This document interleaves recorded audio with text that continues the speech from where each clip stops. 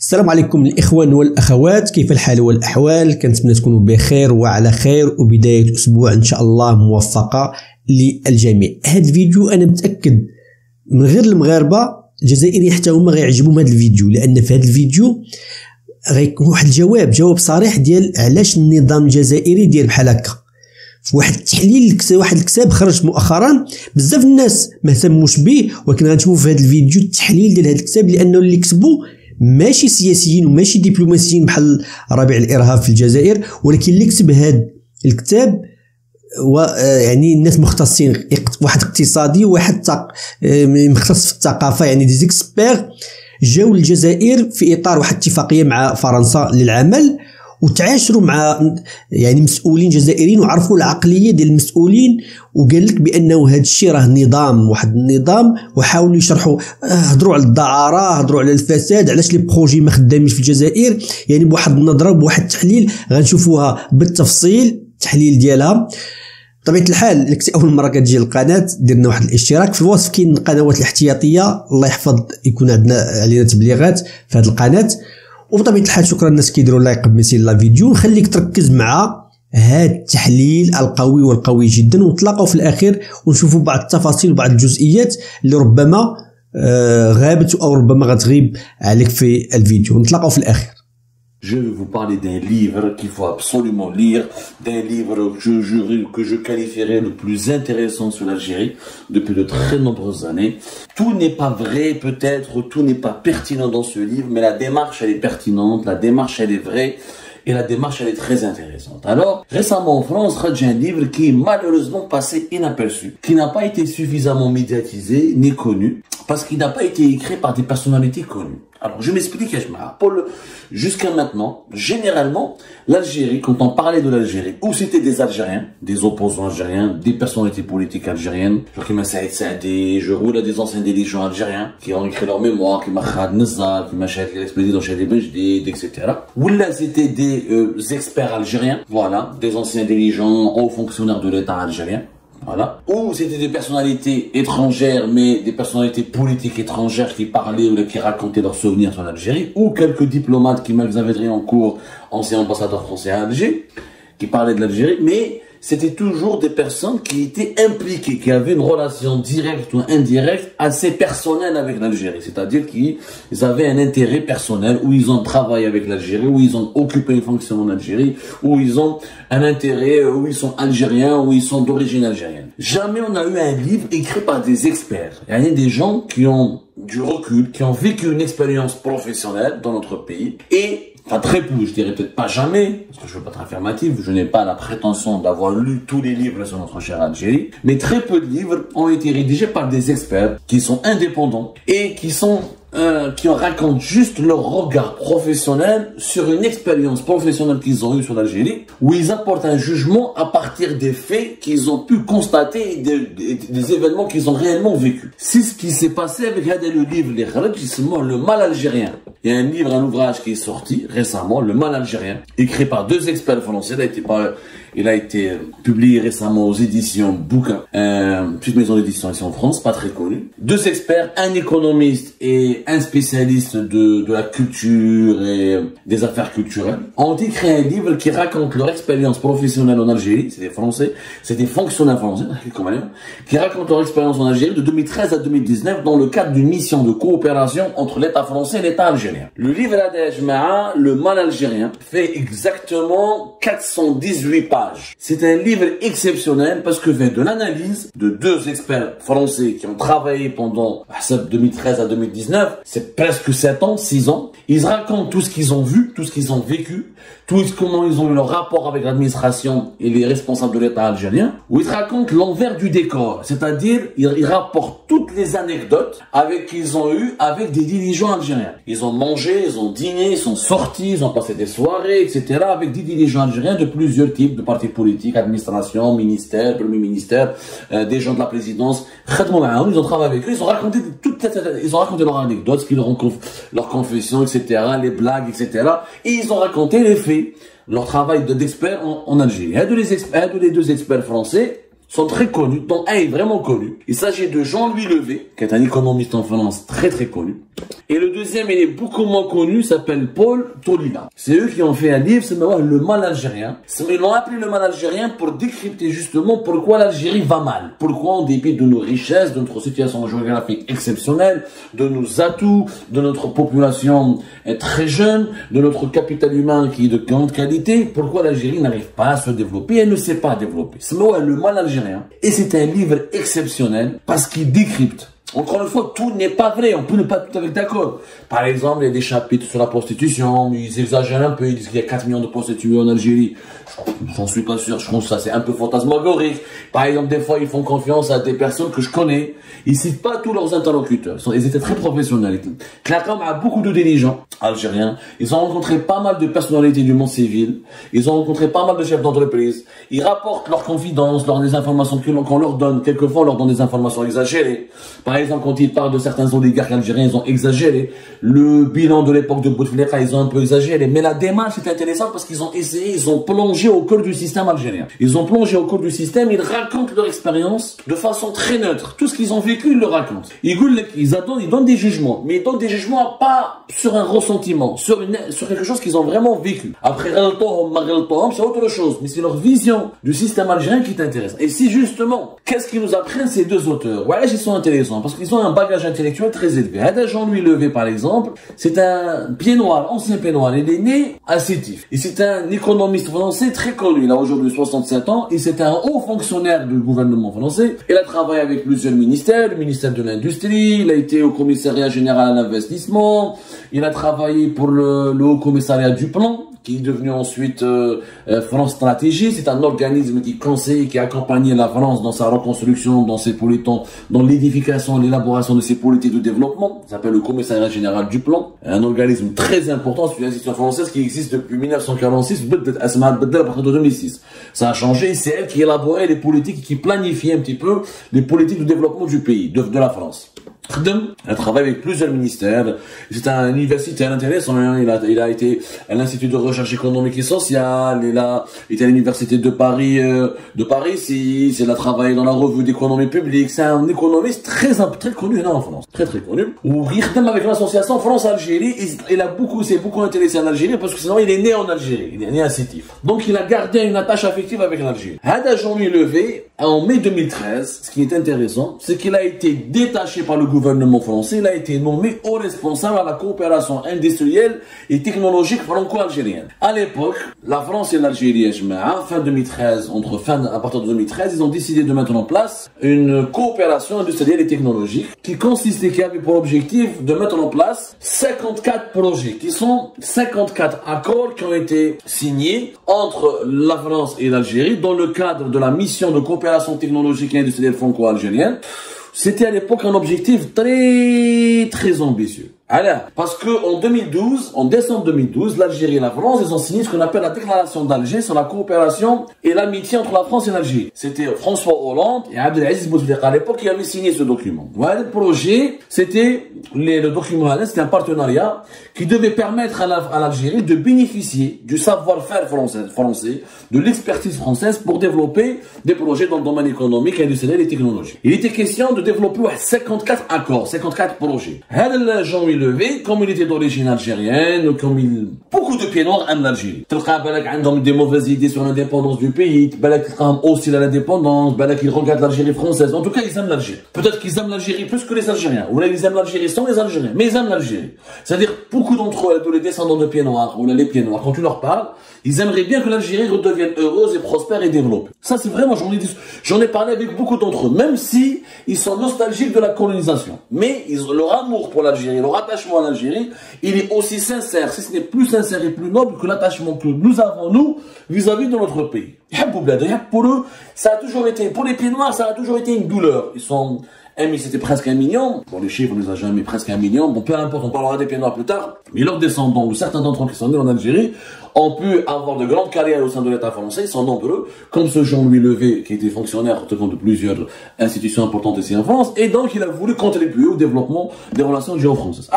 Donc, dans le cadre de cette mission Ejma, il a travaillé au nom du gouvernement français, il a été détaché par le ministère des Affaires étrangères français, même pas des cas, il a travaillé directement avec le ministère de l'économie et des finances, et pour collaborer avec l'Algérie, pour partir souvent avec l'Algérie, pour mettre en place des projets de partenariat économique, technologique et industriel. Il a été accompagné par le projet ADA, donc dans le cadre de cette mission, il a fait Tizi Ouzou, il a fait Tlemcen, Ouargla, Bdjaya, Annaba, il a rencontré des entreprises algériennes, il a rencontré des dirigeants algériens, il a été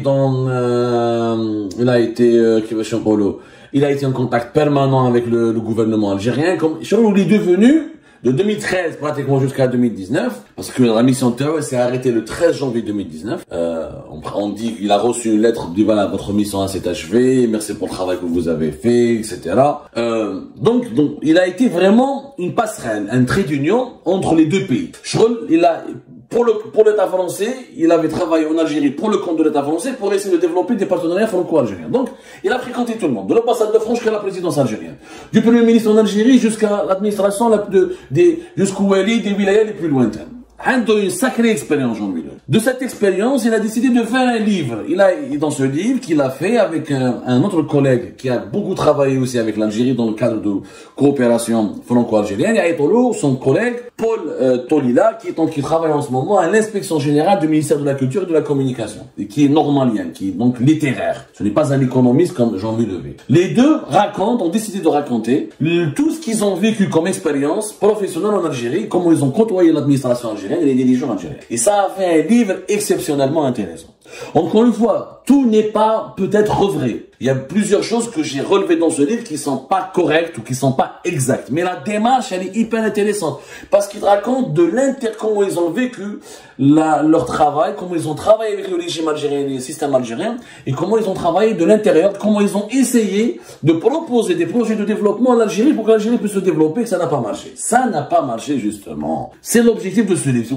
Pourquoi l'Algérie est un pays sous-développé et ça va mal. Le livre a dit que l'Algérie n'est pas encore un État, c'est un système. De 2013 à 2019, les deux experts français, ils ont tout essayé. Ils n'ont pas travaillé avec un État. Ils ont travaillé avec un système. Et c'est ça la différence, que l'Algérie, elle est particulière par rapport à d'autres pays du monde. Il y a des États dictatoriaux, mais l'Algérie n'est pas un État dictatorial, c'est un système dictatorial. Il y a une différence fondamentale entre un État et un système. Un État, c'est un ensemble d'institutions forts, qui ont leur propre mode de fonctionnement, qui ont leur histoire, et qui ont des us et des coutumes et des traditions.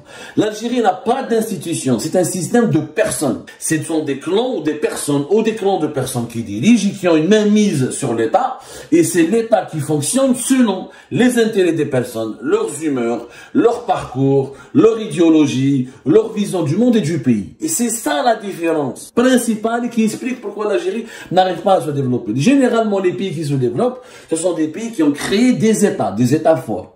Ça peut être des républiques comme ça peut être des monarchies. La Chine, le parti communiste, a créé un État chinois qui est devenu fort. La Russie, le système Poutine, a créé un État russe qui est fort. Il y a l'entourage de Poutine, mais il y a des institutions étatiques russes qui sont fortes. Le système algérien n'a pas bâti un État. C'est pour ça que la crise politique de 2019, quand le système politique s'est effondré, la crise politique. Et c'est pour ça que la décennie noire, quand il y a eu la décennie noire, parce que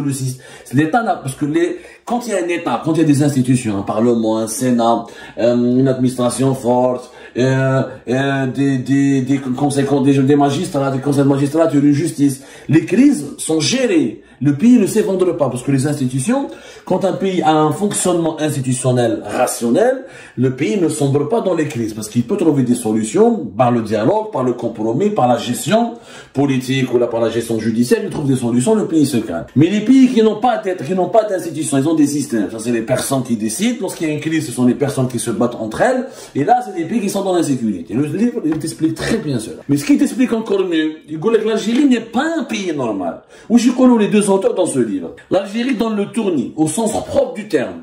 Par le simple exercice du bon sens, elle se révèle le pays du monde à l'envers. Pour eux, l'Algérie, c'est un pays du monde à l'envers. Pourquoi un pays du monde à l'envers?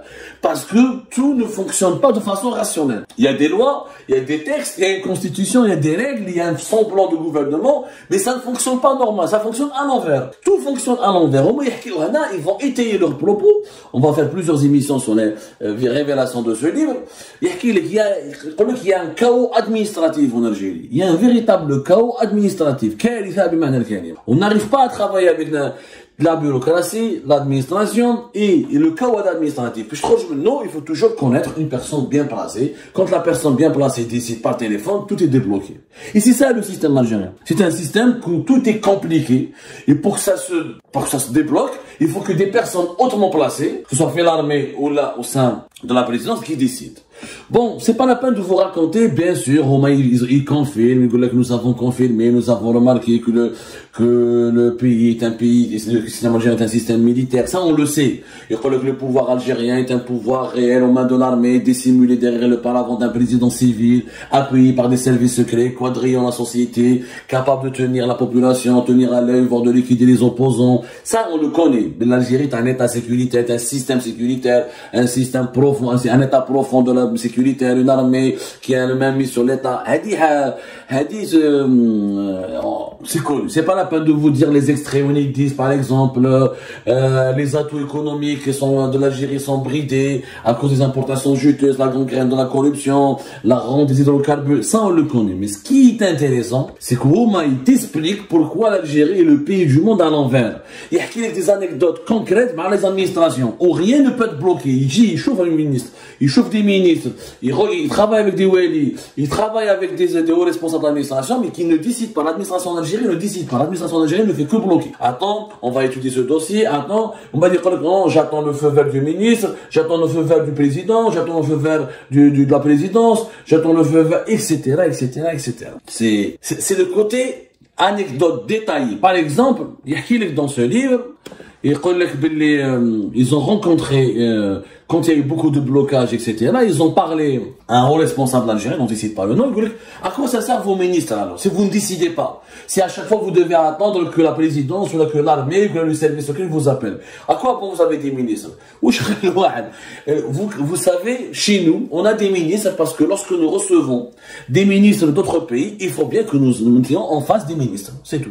C'est-à-dire que nous avons des ministres juste parce que il faut se conformer à certains standards de la communauté internationale. Si demain les standards de la communauté internationale vous que vous pouvez faire des États sans gouvernement, ben ils vont supprimer les ministres. Directement les services de sécurité ou l'armée, la gendarmerie ou les partis politiques ou etc. C'est une confidence, effectivement. Ça, nos interlocuteurs, nos sources, avec lesquels nous avons l'habitude de travailler, par exemple, en journalistes spécialisés de l'Algérie, nous disent la même chose. Nous disent exactement la même chose. Bon, dans la prochaine émission,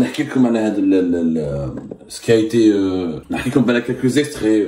Ce livre est né d'une expérience de terrain de 5 ans et demi, au cours desquels nous avons observé les failles et voir venir les impasses du pouvoir en place. Une expérience acquise dans le cadre d'une mission gouvernementale de coopération économique entre l'Algérie et la France. Une première depuis 1962. C'est le fameux partenariat de coopération technologique, à 2012, dont je vous ai parlé tout à l'heure. Jean-Louis Levy, protocole militaire à la coopération industrielle et technologique franco-algérienne, qui est né au lendemain des accords de décembre 2012 par la déclaration d'Alger sur la coopération entre l'amitié et la France. C'est un extrait que je suis en train de vous lire là. Ils expliquent la démarche de leur livre. Pardonnez-moi. Alors, c'est sur cette expérience que nous sommes fondés pour tenter d'écrire, de donner un sens aux situations étranges, énigmatiques, aux principaux dysfonctionnements auxquels nous avons été confrontés. Pour cela, il a été nécessaire de revenir aux sources de l'histoire algérienne et de son évolution chaotique, difficile et souvent violente depuis 1962. Une histoire méconnue et délaissée. L'Algérie est un pays dont les atouts humains, naturels, agricoles, industriels auraient dû faire de ce pays un géant du Maghreb et de l'Afrique, et qui se trouve dans une impasse redoutable, tant pour lui, pour la région que pour la France. Empêtré qu'il est dans une mondialisation, l'affrontement l'emporte sur la solidarité, le mercantilisme et sur la coopération. C'est pour ça, à côté de certains chapitres, on ne peut plus révélateur du cynisme affiché des pouvoirs algériens, des carences auxquelles la population algérienne est confrontée, dans tous les grands domaines de la vie, éducation, santé, alimentation, hygiène. Nous avons tenu à décrire et à souligner la force et l'enthousiasme de la jeunesse de ce pays, de ses entrepreneurs, de ses chercheurs, de ses femmes, de tous celles et ceux qui travaillent. Une nouvelle Algérie pourra-t-elle voir le jour? S'interrogent à nous les deux auteurs. Elle suppose une forte démocratisation des ouvertures réglementées et réciproques pour que l'état de droit, les libertés, la formation et la modernisation des institutions cessent d'être de vain. Voilà ce que c'était vraiment. Encore une fois, on peut ne pas être d'accord avec eux. Mais ils ont raconté, je crois que c'est l'aspect expérience personnelle, appuyé par des anecdotes, avec tel ministre, avec tel fonctionnaire de la présidence. C'est l'aspect concret qui est très intéressant dans ce livre. Ils ont construit leur analyse de l'Algérie sur cet aspect professionnel. Ils n'ont pas lu dans la presse, ou la chef, ou la télé. Non, ils étaient sur le terrain. C'est intéressant, nous allons explorer ensemble le parcours et l'expérience de ces deux experts français dans les prochaines émissions d'Algérie Part. L'Algérie est un pays anormal, je le disais toujours, vous ne m'avez pas cru, deux experts étrangers l'ont constaté, c'est un pays qui fonctionne à l'envers. Pourquoi et comment, on le saura prochainement. كما شفتوا الاخوان يعني بطريقه اخرى يعني الخلاصه انهم ماشي دوله ولكن واحد النظام ممكن ان يكون دوله ديكتاتوريه ولكن ملي كيكون نظام كازيرنا بهذا المعنى. الكازيرنا هي اللي عندها الدوله او كازيرنا هي اللي عندها البلاد وهذا الشيء اللي كيخلي البلاد ما كتقدمش. وحنا كنقولوا ازمه رجال ازمه مسؤولين ولكن هذا السيستم كامل اللي كتدور في الفلك ديالو جميع بالعقليه ديالهم بالناس ديالهم بكل شيء هما اللي كيسيروا هاد الدوله. الشيء ربما الجزائريين عارفينه ولكن هاد الكتاب هذا من فرنسيين مزدادين في الجزائر، واحد فيهم مزداد في الجزائر وقال لك كيبغيو الجزائر وباغيين يطوروها وباغيين يديفلوبيها ولكن تبلوكاو لقاو واحد السيستم في شكل. وهذا السيستم هذا الفيديو ربما هذا الكتاب راه موجود على الانترنت. عطينا رأي ديالك في هذا الموضوع، واش انت كتتفق بانه راه النظام كازيرنا بهذا المعنى وانه الراي ديال الدبلوماسيين وديال السياسيين بوحدو والراي ديال لي زيكسبير. هادو لي زيكسبير ما عرفتش واش فهمتوا المعنى ديال لي زيكسبير، يعني مختصين، الناس ما عندهمش علاقه بالسياسه، الناس مختصين في لي بروجي. يعني هذا الشيء كي ربما يقدر يصدم الجزائريين. المغاربه عارفين هذا الشيء، المغاربه كيقولوا النظام كابرانات معروف عندنا في هذه القضيه معروفه، غير الجزائريين اللي ما كيبغيوش يشوفوا هذه الحقيقه اون فاس بهذا المعنى هذا. عطيني الراي ديالك في هذا الموضوع، كنتي مغربي جزائري اشنو بان لك؟ قريتي الكتاب مازال ما قريتيش؟ عطيني الراي ديالك في هذه القضيه هذه. الا كنت اول مره كتجي القناه بطبيعه الحال دعمنا بواحد الاشتراك، في الوصف راه كاين القنوات الاحتياطيه. وبطبيعه الحال شكرا للناس اللي كيديروا لايك قبل الفيديو، ودائما في اخبار الدار والجوار تهلاو.